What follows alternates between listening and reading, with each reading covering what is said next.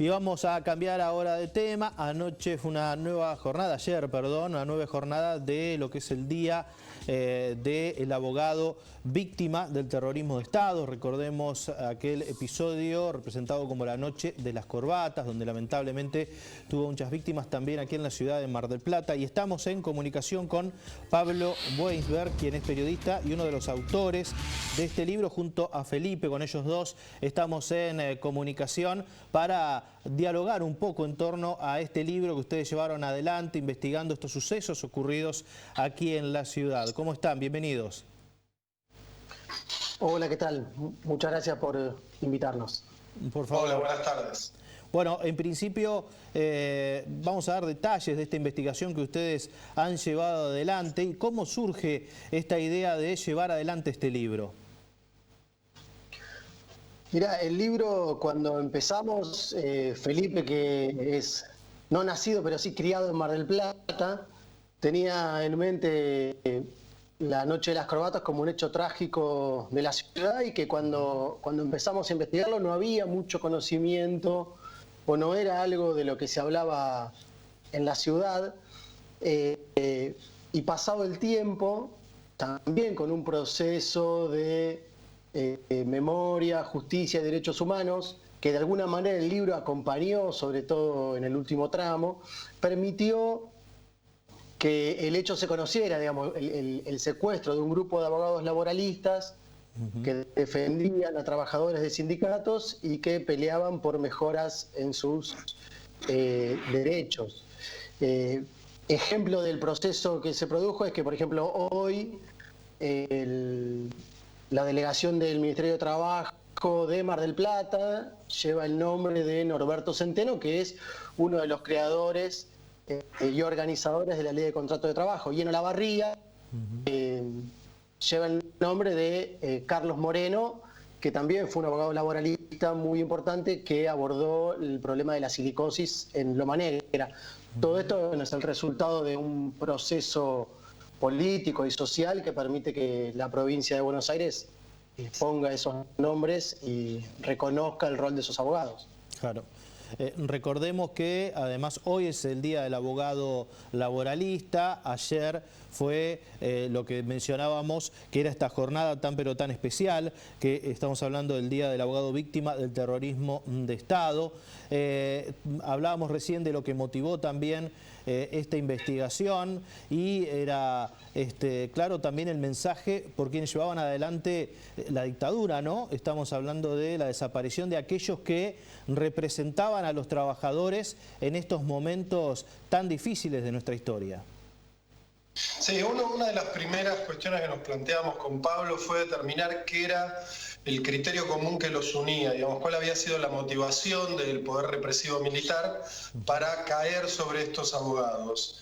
Y a lo largo de la investigación terminamos dándonos cuenta que lo único que los caracterizaba, digamos, que los unía, era su condición de abogados laboralistas, ¿no? Una defensa muy fuerte, muy cerrada y muy comprometida de los derechos laborales, porque tenían orígenes ideológicos y políticos totalmente diferentes, tenían historias de vida que no tenían nada que ver entre sí, incluso eran de generaciones diferentes, o sea, no venía por ahí, digamos, no era el clásico criterio represivo de atacar a aquellos que formaban parte de una célula o una organización clandestina que operaba, etc. A ellos los secuestraron por su condición de abogados laboralistas y por este compromiso que decíamos con los derechos de los trabajadores. Claro. Esto ocurrió, recordemos, entre junio y julio de 1977. ¿Y qué repercusión tuvo a nivel nacional? En el primer momento, en ese momento generó bastante repercusión porque las asociaciones de abogados se movieron, la Federación de Abogados se movió pidiendo por los abogados, por este grupo de abogados que estaban Centeno, Fresneda, Candeloro, Alais y Arestín, también estaba Bossi, Ricci en un primer momento. Bueno, la esposa de Jorge Candeloro, Marta García, la esposa de Fresneda, Mecha Argañarás, empezaron a pedir por ellos porque sobre todo en el caso de Centeno, era un abogado muy reconocido porque él había participado en el proceso de conformación de la ley de contrato de trabajo que rige en la Argentina, que además fue un proceso que generó mucho debate en términos sociales, porque fue el resultado de una conversación, de un debate, de discusiones con sindicatos y con asociaciones de abogados, que finalmente llega al Congreso a pedido del presidente Perón en ese momento, se debate en el Congreso y se convierte en una ley muy discutida. Entonces, Centeno era, como abogado laboralista, tenía un reconocimiento nacional e internacional. Entonces, eso generó bastante discusión, al punto tal que la dictadura monta un operativo para hacer aparecer el cuerpo de Centeno, no así el resto de los abogados, ¿no?, que fueron desaparecidos.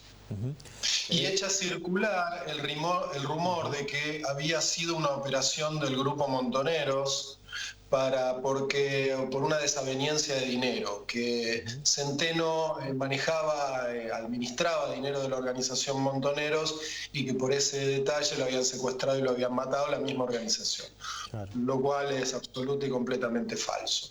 Ahora, Felipe... A Centeno vale la aclaración, es el único de esta serie de operativos conjuntos que lo secuestra el ejército argentino, que lo secuestran efectivos del ejército uniformados en un camión del ejército. ¿Hay un componente civil en la noche de las corbatas? Sí, por supuesto, hay un componente civil que tiene que ver con la Concentración Nacional Universitaria, que era, digamos, el sector que profesionalmente en el foro local, laboral, le disputaba un poco los espacios y las representaciones de los gremios, porque también eran, digamos, peronistas, ¿no? Centeno era un hombre de los gremios, era el abogado de la CGT Nacional, de la CGT Mar del Plata, un abogado muy importante, quizás el más importante en términos de representación corporativa de los gremios, ¿no?, de los sindicatos. Claro. Y por supuesto que le disputaban esos espacios y esos clientes, ¿no?, llamémoslo así, además de, bueno, una disputa política que todos conocemos entre la derecha y la izquierda peronista en los 70. Centeno, si bien no participaba de eso, porque su adscripción era muy clara digamos, al verticalismo, al peronismo de Perón, por así llamarlo.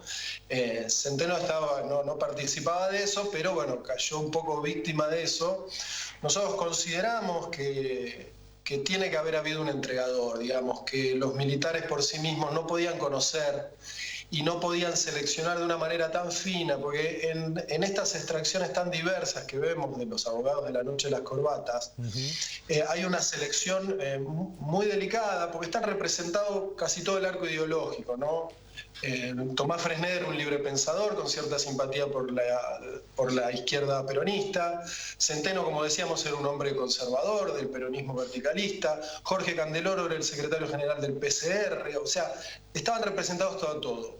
Con esta medida ejemplificadora, al llevárselo a ellos, un poco el mensaje fue: nos podemos llevar a cualquiera, nos podemos cargar a cualquiera, tengan todos mucho cuidado. Claro. Pablo, ¿y cuál fue el rol de la justicia en el momento del secuestro? Y ahí hay una discusión judicial en marcha que tiene idas y vueltas, porque ahí lo que ocurrió fue que el juez Hoff, que es lo que se pone en discusión, que estuvo en discusión y que todavía tiene una causa que está ahí, que va y viene, no pidió el cuerpo de Candeloro aun cuando le habían comunicado que estaba muerto adentro de una unidad militar.